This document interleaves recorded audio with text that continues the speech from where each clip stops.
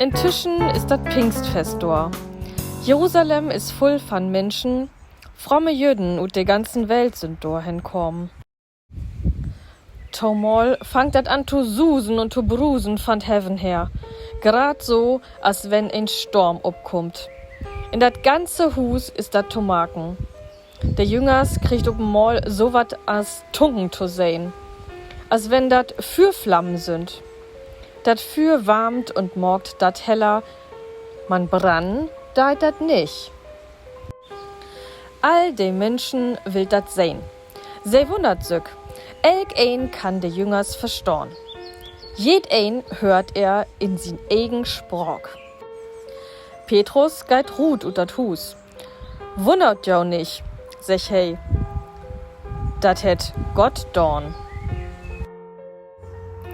Petrus vertellt den Menschen von Jesus und von Gott. Je wät, dat sie Jesus an Kreuz schlagen hebt. Man, er ist nicht tot, er lebt. Er het us den Heiligen Geist stürt. Petrus mogt den Menschen maut. Verlaut jo driest ob Jesus, blieft bi us, lot jo döpen. Fell Menschken mogt dat so. Se lot sich döpen. Se blieft binanna und dankt Gott. Ein helpt den andern. Kien ein soll dat schlecht gorn. Se sind as n groten Familie.